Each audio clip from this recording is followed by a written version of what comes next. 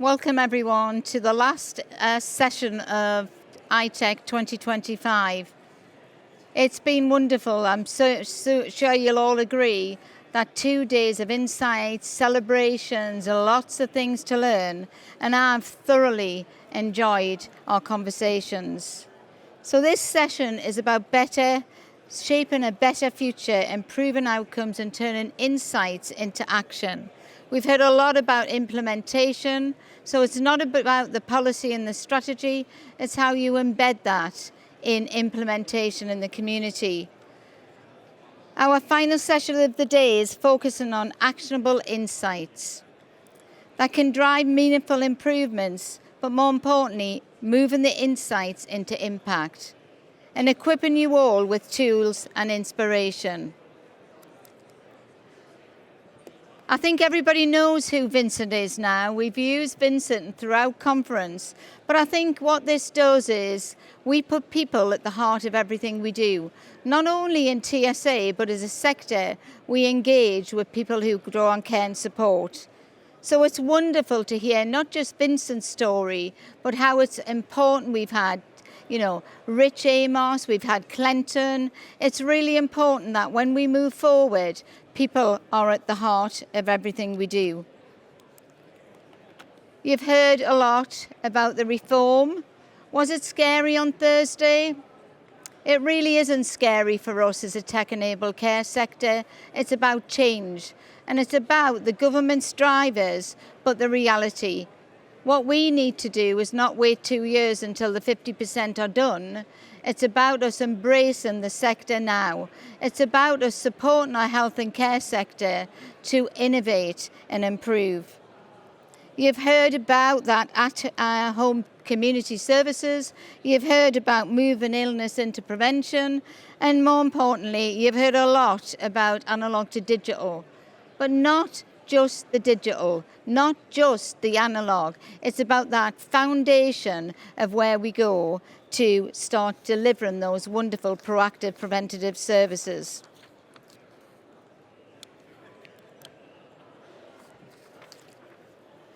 You've heard a lot about standards, and I'm delighted to have Peter Skinner from the Department of Health and NHS Transformation Director today to tell us about the wonderful work that we've heard about, but what comes next for us.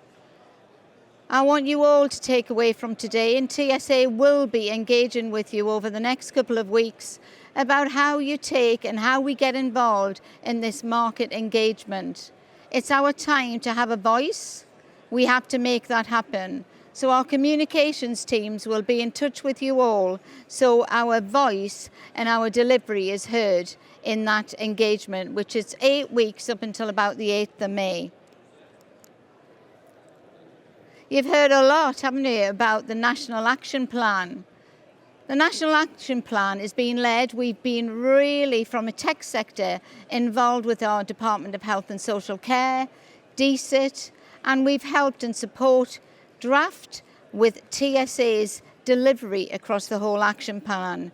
On main stage this morning, you heard about the work with the LGA and the recent report by the APPG, which is supporting that whole analog to digital and making sure we have people safe in communities. But we can't forget the ticking clock. We can't forget that 2027 is upon us. There was this morning I shared that I was surprised when I seen that 78% of our monitoring centres are digital. On this stage last year, that wasn't the case. But the big area, so we're seeing some of the digital devices, but the big area we need to take away from today and the 2 days is housing is not at the party. Less than 10% of our housing providers out there are digital. That's a major concern for TSA, it's a major concern from government, and that's something I will take a priority and make sure we make things happen. Last year at our conference, we needed to build some tangible tools. We didn't have anybody from our social care, really. I think there was less than 10.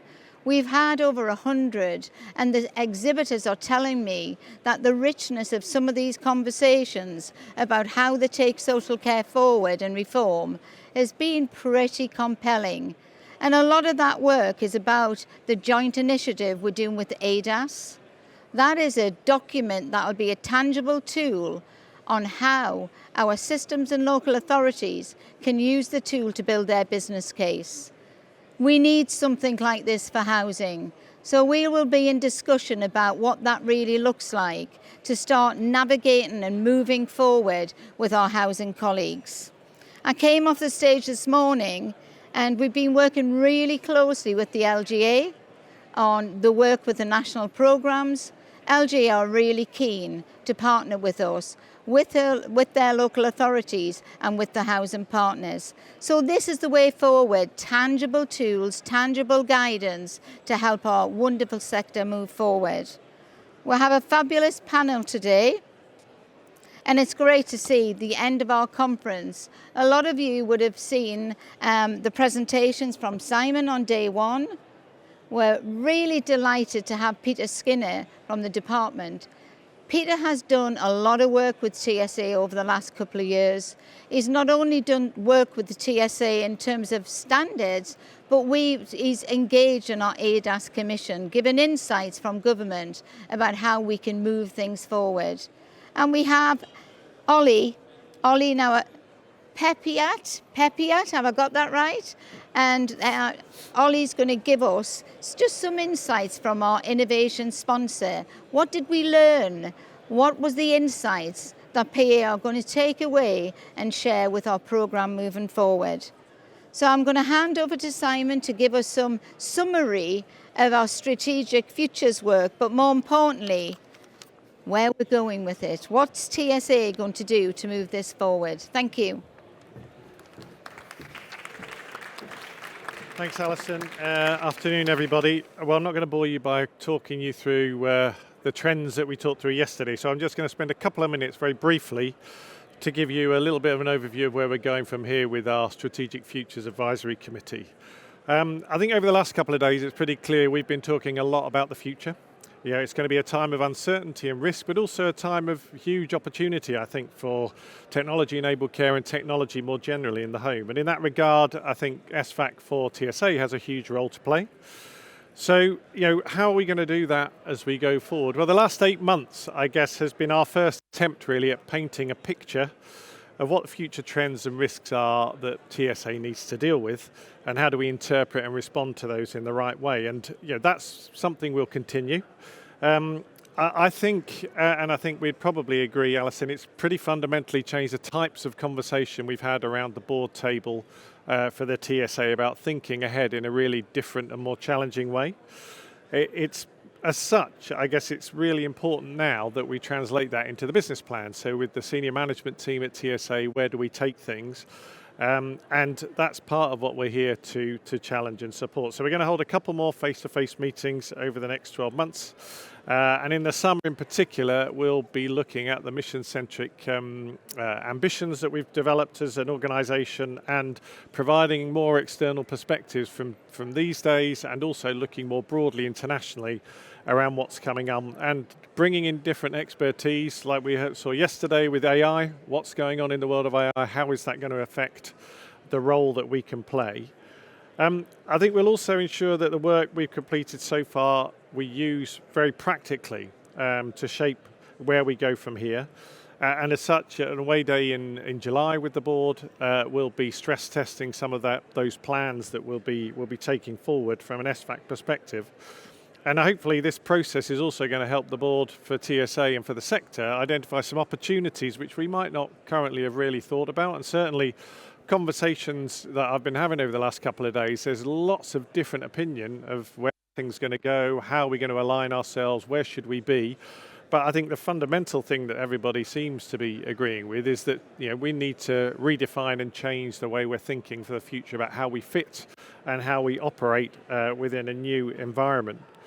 We're also going to scan the future horizon. There's still lots of change coming, and we'll still use those skills and expertise that we've got around the SVAC table. So I'm expecting that we're going to, and Alison and I have been talking about this, I can see us commissioning some research that's providing us as a sector a much broader view around what's happening elsewhere, what do we see emerging in different countries that we'll probably start to take a lead from. And also we can see where we as the UK and in our sector, we can actually be proud of what we're really driving forward and make the most of that. And I think we'll start to reach out to partner organisations more broadly than we have traditionally. For example, you may have seen out the front that we've got NICA there, so the National Innovation Centre for Ageing, and their research arm Voice. So certainly, we could see ourselves working closely with them to say, how do we see the evolution of need for people, not only older people, but people who are in need of support of all ages, and how do we play a role in that? So it sounds all a bit theoretical in some ways, and I guess to a degree that is true.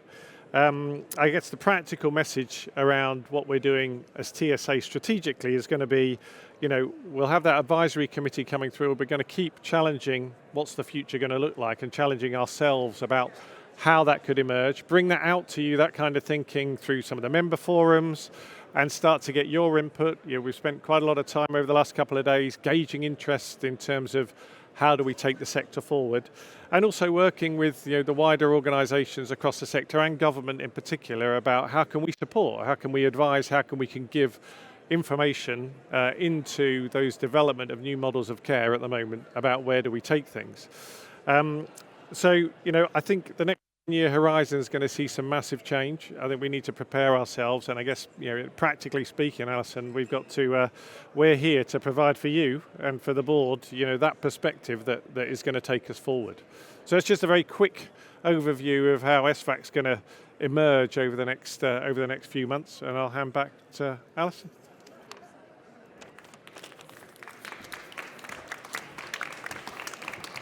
I think before we hand over to Peter, I just want to remind you, if you've got any questions, this is really relevant for us. So start putting your questions down, and then we'll have a Q&A at the end. When Simon speaks there he came onto our board about 18 months ago, 2 years ago, and he said, why we're not lifting our heads up, TSA, why we're not looking into the future. And by God, I think after the last 3 days, we're looking to the future. Now it's about how do we get there. So thank you for all your contributions. It's been brilliant. I would like to now welcome Peter Skinner, so Programme Director of the Digital Social Care, Department of Health and NHS Transformation Team. Yes, I think technically I'm still in NHS England for a little while longer until the organisation is reintegrated into the Department of Health, which is how I tend to think about it at the moment.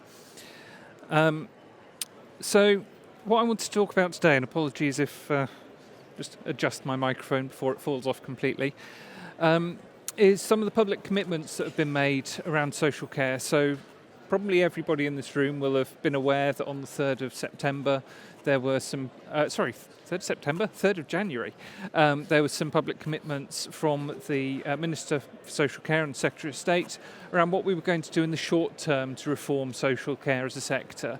And that was alongside the launch of the Casey Commission, which obviously looks at the longer term. And there's two of those commitments that are of particular importance to, from my perspective. I'm working in digitising social care, so obviously I'm most interested in the digital objectives. The first is around setting new standards for care technologies, and the second is around making sure that we're joining up data across health and social care much more effectively and building an interoperability platform that will allow us to do that and hopefully reduce some of the costs and burden of interoperability between the two sectors. And I'm going to start with that second one first because it's probably the less interesting one here for most of you here, but it's also probably the one that is going to be more impactful in the long term. Because what we want to do is create a single platform that we can connect the care record systems that we've been helping care providers to adopt over the last few years onto, and then by connecting them to that system, we'll be able to share data between those platforms. We will also be able to then start connecting health data to that as well, which means that we'll be able to use some of that data differently and hopefully start to target interventions where they are needed. So when we can identify an individual's level of risk, making sure that they are getting the support that they need, and hopefully starting to target some of the care technologies towards those individuals as well, so where we know that they're going to play a big part in prevention. This is also an opportunity for us to start using that information differently to help people live independently for longer as well, and hopefully start to identify some unmet need for people who haven't necessarily reached the point of needing formal social care yet. And we only get that once we've connected the health data in, because obviously if you're not in the social care system yet, we're not going to get that data from the social care system. Where we are with this at the moment is we have recently launched a market engagement exercise to start to secure a delivery partner, and over the course of this year we will build that initial platform to allow us to connect together something called the Minimum Operational Data Standard, which is essentially a core set of information that's captured as a byproduct of delivering care. But over the next few years, we'll then start to add in additional areas as well, and hopefully some of the work we do around care tech standards will allow us to start connecting care technologies into this as well. But the probably more important and more interesting thing for most of you here is the work we want to do around improving access to care and support. And there's a few different components to this. We want to make sure that people are able to navigate the sector more easily. We want to make sure that they can identify what they're entitled to more easily. And we want to make sure that they can identify and access the support that's available to them, and potentially go out and buy the pieces of care technology that might support their family members. And some of you, possibly many of you at this point, will be familiar with this photograph of my grandmother. It's the one I always use because it's probably the best photograph I have of her. And I'm going to talk in a moment about why we're doing this from my perspective, and the why for her. But I'm actually going to start somewhere different for once. I'm going to start with my grandfather's story from the other side. And I don't think I've necessarily talked about this at a conference previously, possibly not actually talked about it at all previously with people professionally. So my grandfather passed away about 10, 15 years ago now, and he was quite a significant fall risk. He had a pendant alarm, and he did what many people do with that pendant alarm, which is he kept it safely and securely in the bottom drawer of a cupboard where it wasn't charged, because he was of the opinion that he'd rather not have it and not use it. Unfortunately, he did eventually fall while he was outside in the garden, and he wasn't then able to get back indoors, and he caught pneumonia and sadly passed away from that. That can then be contrasted with my grandmother, who wore her falls pendant all the time. She tested it weekly.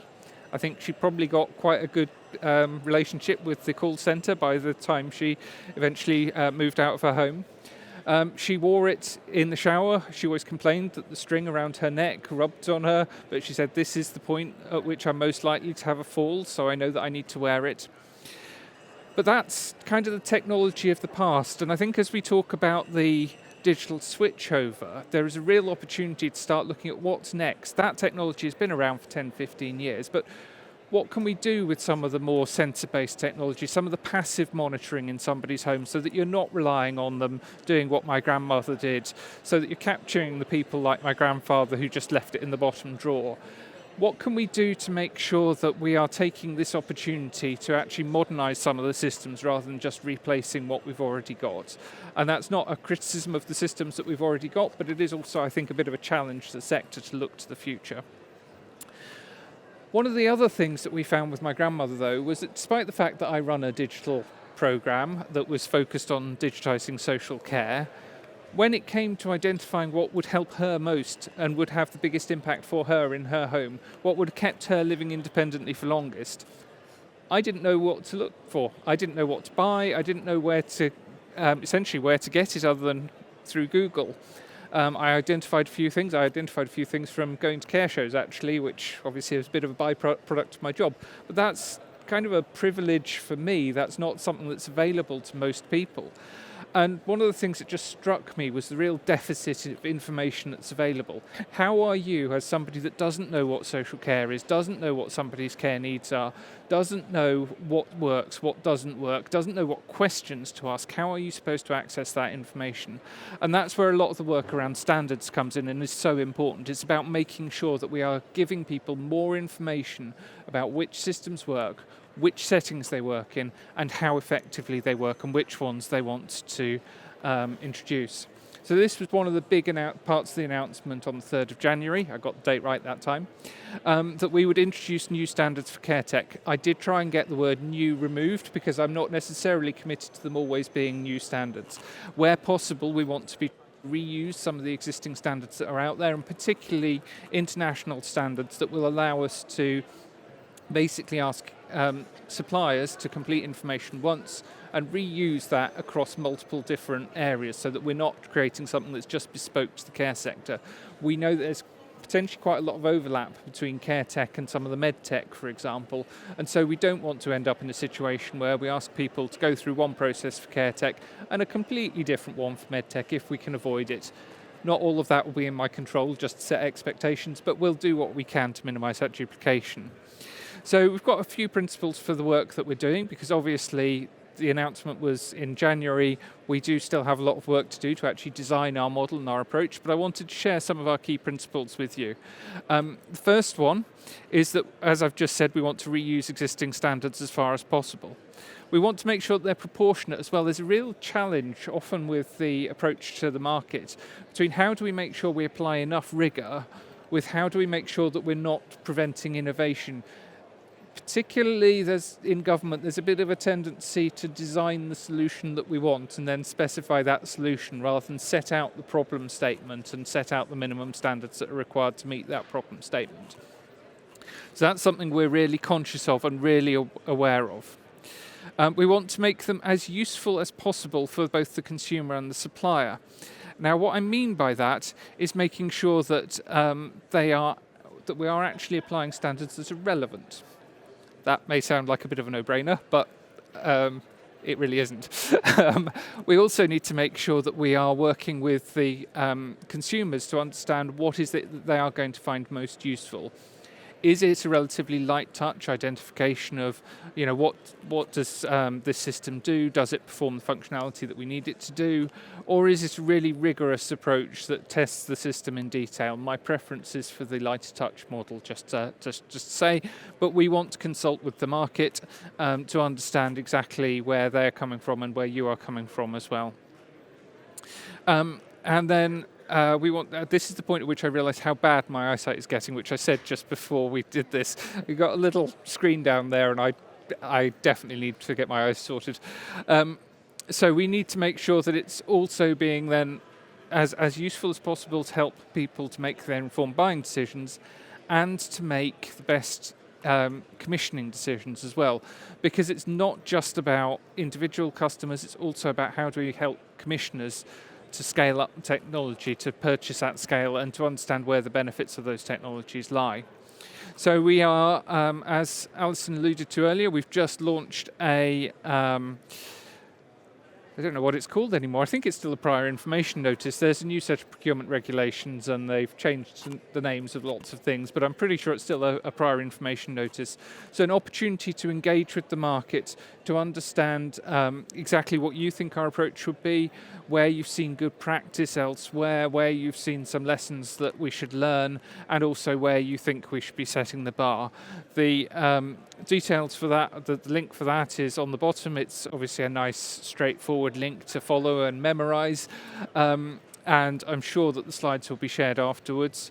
But this is the opportunity to engage in this process from the start and make sure that we're designing things correctly in a way that works for both the market and the customer and consumer.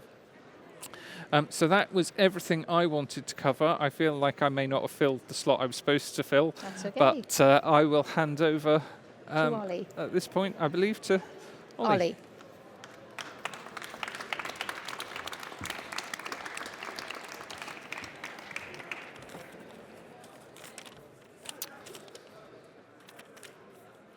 Thanks everyone. Thanks for the opportunity to contribute to the closing session by sharing my thoughts and reflections on the conference.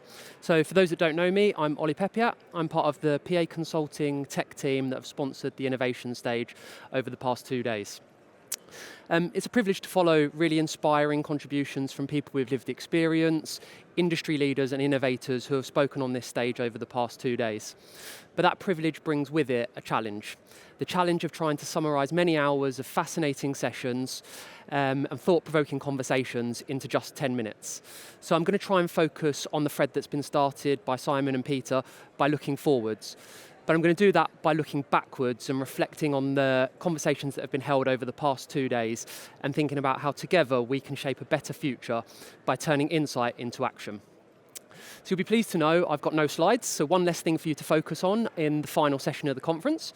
But I am going to have to excuse myself having lots of notes because I don't want to misquote anyone for the gold that they've shared over the course of the last 2 days. In the past decade or so, I've been fortunate enough to work with more than 20 local authorities, and I've tried to view this conference through that context. And that experience, and for me, listening to the many sessions, I've reflected on 3 key balances that we need to strike when turning insight into action. So the first is the balance between immediate priorities and longer term aspirations. The second, the balance between using data effectively or being burdened by it. And the third, the balance between learning from others and blazing the trail. So firstly, balancing immediate priorities and longer term aspirations. We've all had those best laid plans that have been derailed by emerging capacity or financial challenges. We've had more than enough of those in recent years. But it's often outside of our control and it can't be avoided. So what can we do about it? Well, I think the first thing is we have to accept it's going to happen. So I was reflecting during Tanni Grey-Thompson's introduction yesterday that she challenged us to always find new ways to be ambitious and creative. And I was thinking about that from the sporting perspective that she used, and the fact that coaches will, in sport, will talk to you about being comfortable in chaos. And I was thinking actually in tech, we need to be really inspired by the unexpected. We can't prevent things that are unexpected, but if we see them as an opportunity to be inspired, then we're more likely to think about how they can contribute to our longer term aspirations, rather than be the thing that deprioritizes or replaces them.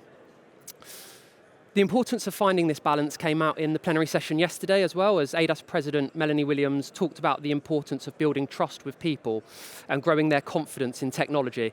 And multiple speakers across the last 2 days have referenced the challenging financial times that we face and the need to build investment case to deliver our vision of the future.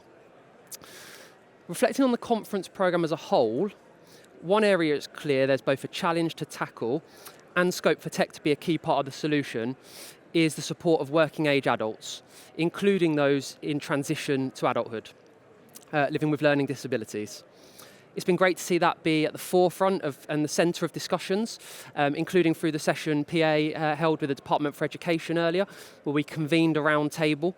And I'm sure that that topic is one, and expanding the use of tech in this area will now form a key part of everyone's plans moving forward for all of our tech services. Next, I want to touch on data. We've heard a lot about it, but I think we need to talk about the importance of finding the balance between using it to create insight or being burdened by it. I think I'm preaching to the choir when I say that the role data plays in our services and supporting people is essential, and it has come on leaps and bounds in recent years. But there's still a lot more we can do. But the value doesn't come from the existence of the data itself. It's the insight it generates to enable smarter decisions and faster action. The Imagining Our Futures plenary session yesterday covered the increasing focus there will be in the coming months and years on integration and how this creates a rich, but also potentially complex picture.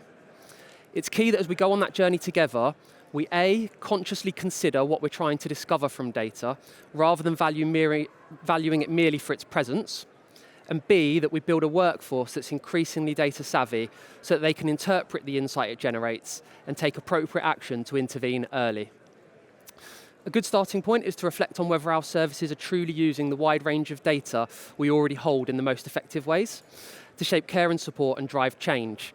And yesterday, Taking Care and PA in partnership launched our joint proposition Halo, which seeks to help services to do exactly that. Finally, when thinking about those medium to long-term plans, it's important to strike the balance between learning from others, but also setting the trend. Innovation isn't a zero-sum game. You don't have to be different to be innovative, but equally the answer isn't just to do the same as someone else because it worked for them. So apologies to coin PA's catchphrase, bringing ingenuity to life. It's often about learning from the experience of others, but tailoring it to your needs and those of the people you support. We're all supporting people with different experiences in different contexts across the country and across the world. Co-produce with them, informed by what has worked for others, but not being constrained by it.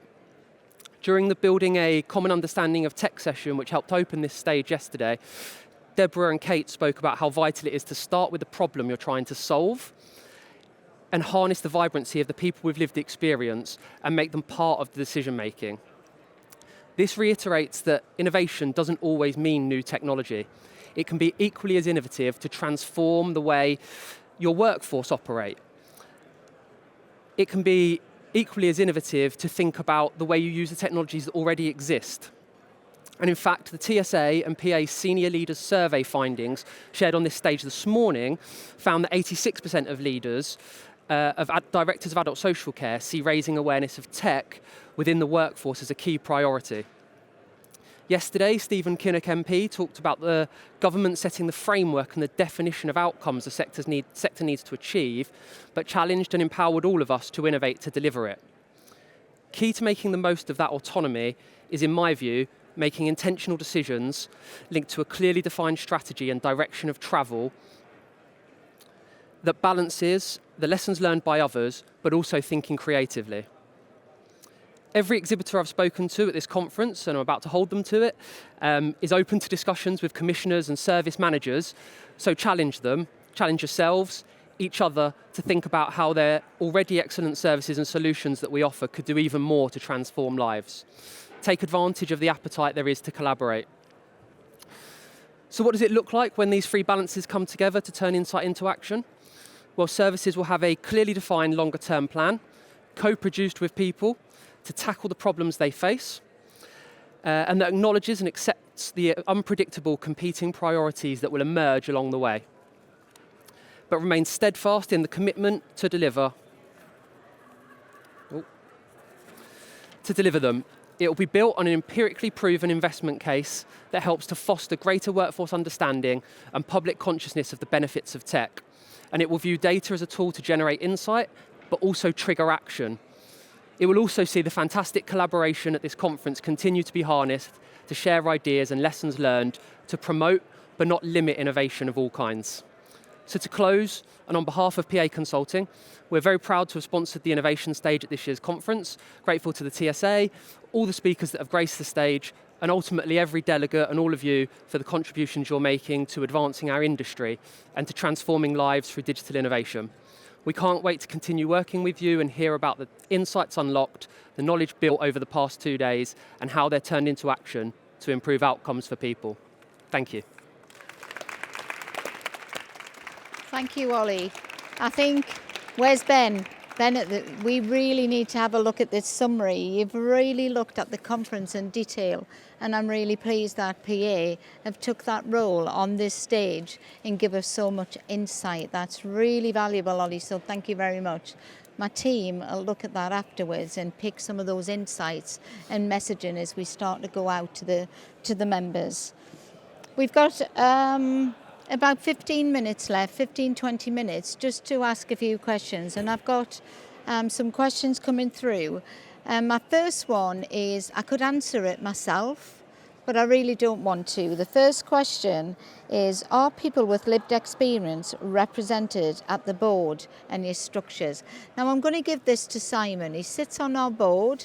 You see all the representation across our governance, but if we can just give some insights from an SVAC, and then I'll conclude. Yeah, no, fine. It's a really good question, actually, and I think in a simple way around the governance structure, it's a yes, but we're doing it in a number of ways. So if I think about SVAC particularly, we've obviously got Clinton, who sits on that board, that committee with us, and that's a really important part of us testing and challenging ourselves around, with support from people with lived experience.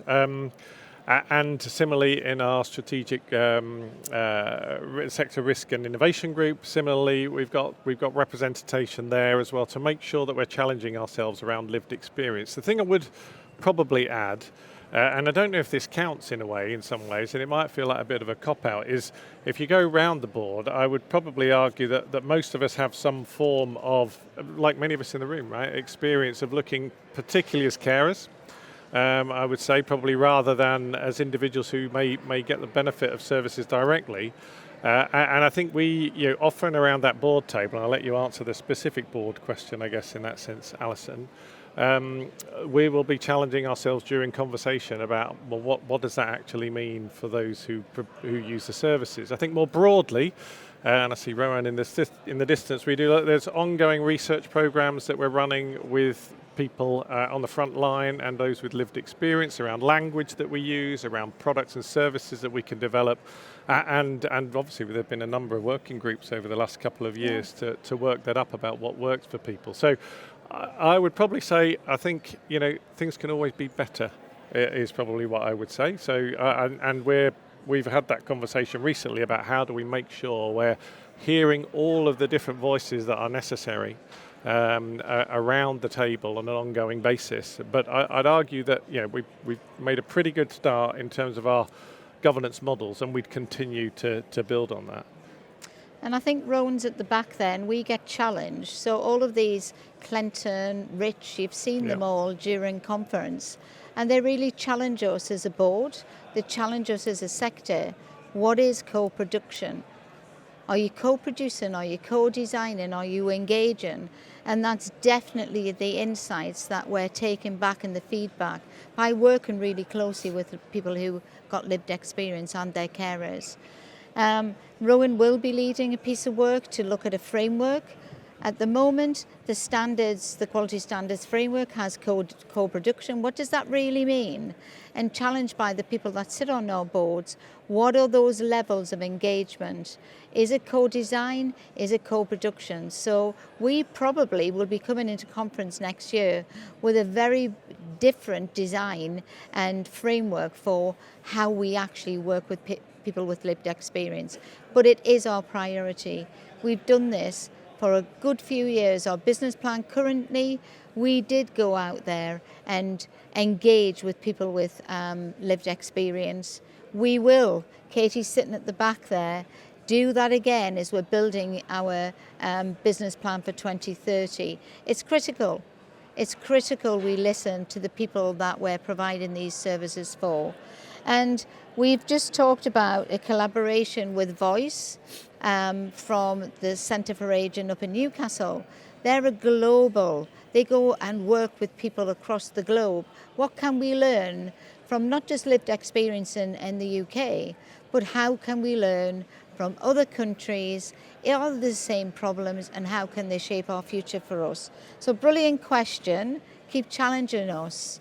Is TSA to make sure we're complying, because without it we won't deliver that gloriously ordinary life that we talk about all of the time, and Clinton reiterates that message regularly. So we take our challenge, and this is not an easy game. We need to keep evolving what we do. Okay, I think I've got a couple here for Peter. The first one is, thanking you for your presentation. How important is safety from an end-to-end perspective in underpinning principles of developing standards? Well, I think it's critically important, but it's also only part of the picture. Well, no, let me put it a different way. Standards are only part of the picture.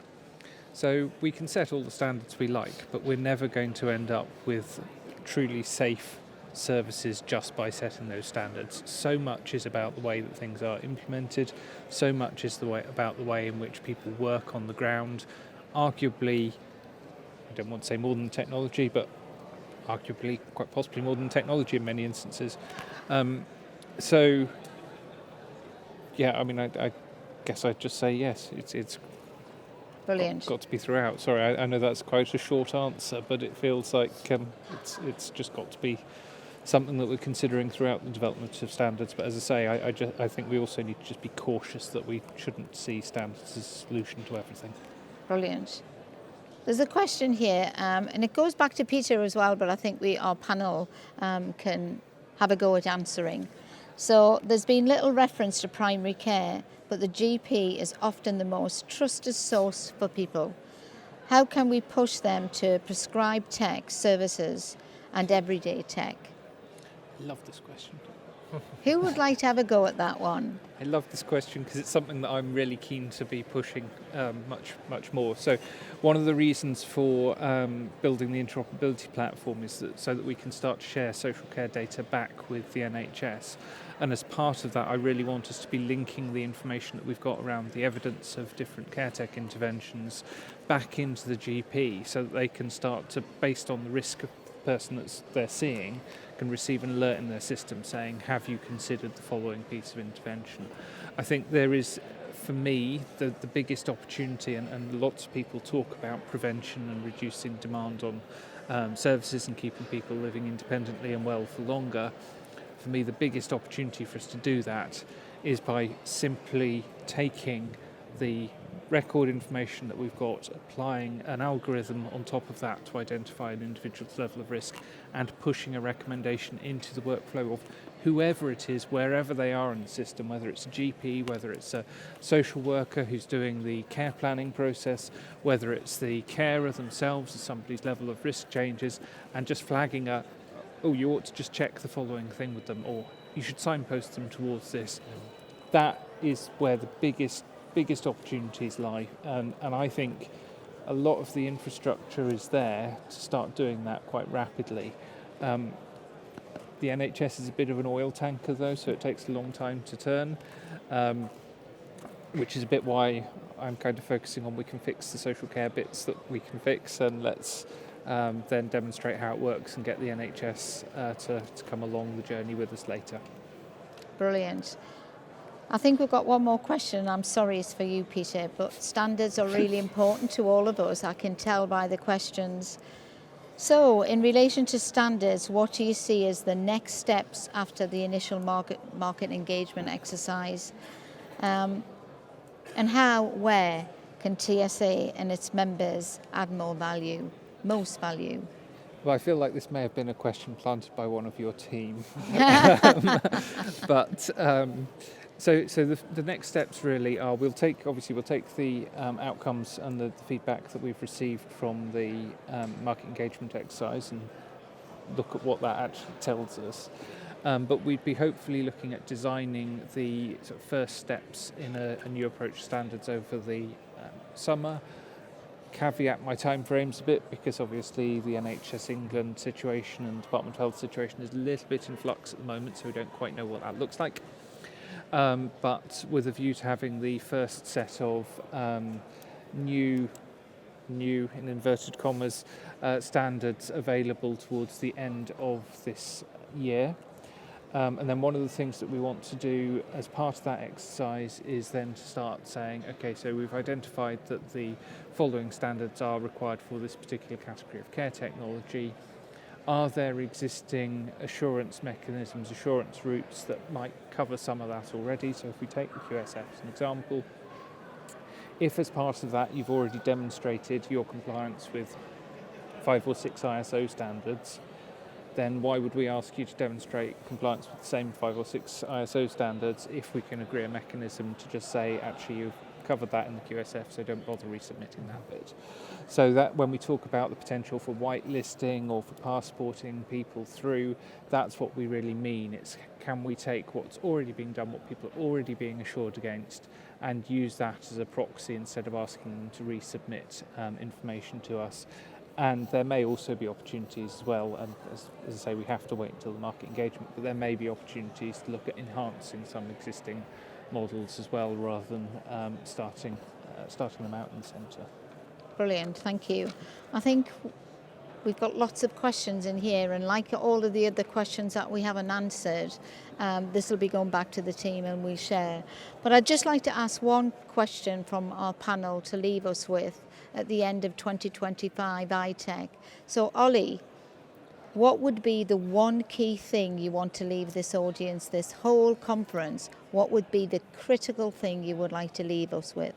Yeah, so I think you'll be pleased, Alison, I'm going to be very on brand with this answer. So for the session being insight into action, I think it is that action that's taken over the next 12 months. So I think there's so much insight that's been shared over the course of the last 2 days. What I'd love to see is next year that the insights being shared is the reflections on the action that's been taken as a result of that insight, not the same insight being shared again in 12 months' time. So it's what actions can each individual provider, commissioner, etc. take, so that when they come back this time next year, we can hear all about what they've changed as a result of these 2 days.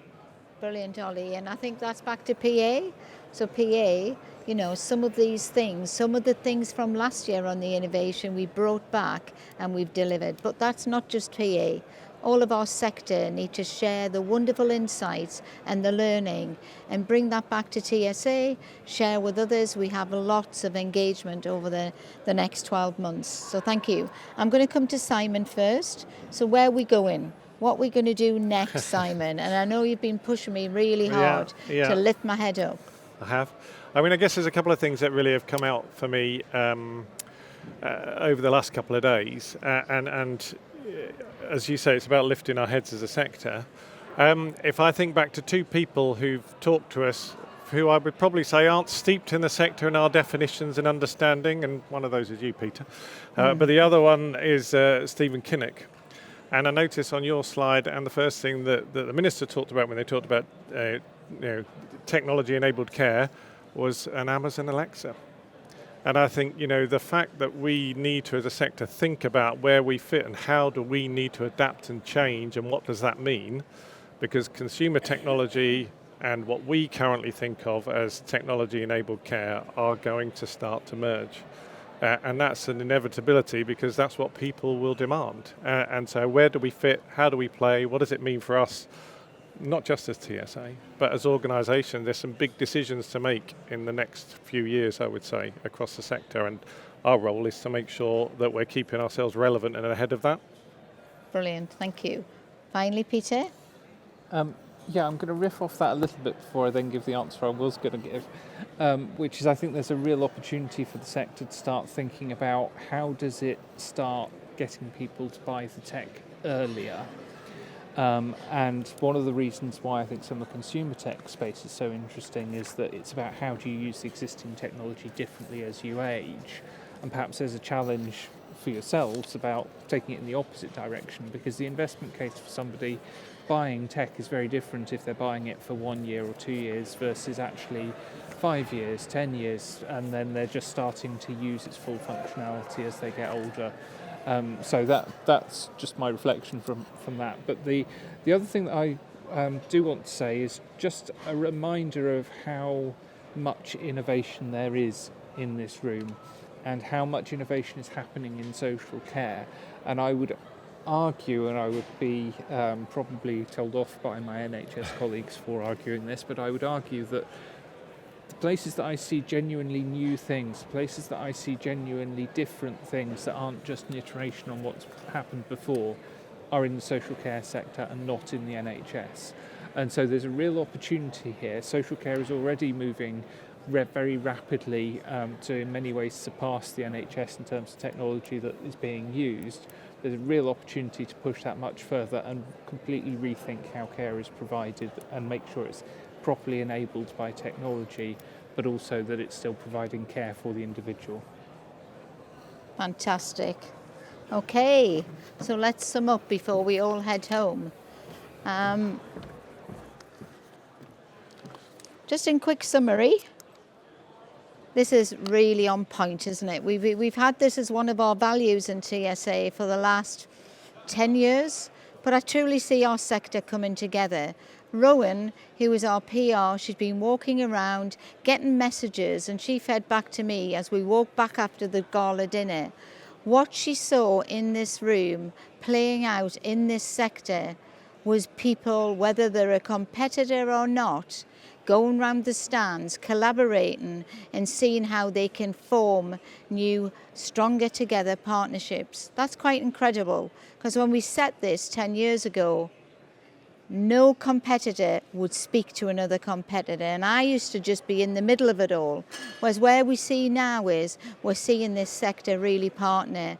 I'm delighted at the partnerships. We had the minister yesterday. It's never been known. They've come in and dialed in, but they've never been on site, let alone walk around this exhibition and wanting to know everything about the sector. And he was wonderful. He asked lots of questions, and we'll get him back next year because we'll really collaborate with our governments to make sure that we do. I value the relationship with Peter. I think he challenges me and the sector about where we need to go. But more importantly, with an NHS hat on, he really knows what's on the ground. So that digital social care programme is really impactful. So I really value that stronger together with new partners. So where are we going next? I've got a couple of slides. So our business plan started. You've got Katie Cox in the corner, who's leading our 2030 plan. We've took a mission-centric approach, and that's been led by Simon within the Strategic Futures Committee. We will be coming back together and stress testing our grand challenge. We have interviewed, our directors have been working really hard, and they've interviewed lots of senior people across the 2 days. We'll be taking those insights into an implementation plan over the summer. It's really important that we're looking forward, but also we take that back into reality about what tomorrow brings for TSA and the wider sector. We'll get approval in October, but we will be publishing our 5-year plan in January 2026. But the important bit is this. So someone asked the question about lived experience. We will be engaging with everyone, whether it be carers, lived experience, but more importantly, we'll be engaging with you, our sector, our members. So there will be dates coming out for June. We'll bring some of those practical steps of what our implementation plan looks like, but what our ambition for the future looks like. I want to thank our sponsors. None of this would be possible without the support and the building from our sponsors. And our innovation stage. It's fabulous, PA, you help us, not only with the physical support and funding, but you work with us really closely during the year to do some of those deliveries. So I'm going to come back to Ollie next year, if you still are sponsor, and ask what insights. What did we learn and what did we do? Not only with PA, but wouldn't it be wonderful if the 2 days are progressing as we are as a sector? And this just sums it up, doesn't it? Live on stage yesterday, we did that common understanding. It's fresh, it's new, the assets are coming out for everybody. No longer do you need to tell your marketing teams to rethink what your messaging is. It's the everyday help we need to enjoy the lives we want. How fabulous. Next year we're coming back here. I want you all to be using that language, using it in your brand and starting to change the understanding what tech-enabled care is. I want to thank everybody that comes along, but not just for the last 2 days. I want you to get on that train and think about, what do I do? What do I take from that conference, and how do I lead? It doesn't matter what job you do, but how do I lead change? My team are sitting here. How are you going to lead change to help this wonderful sector? So have a safe journey. Use your time. I know your head will be exploding like mine is, but use the time. And what do I do tomorrow?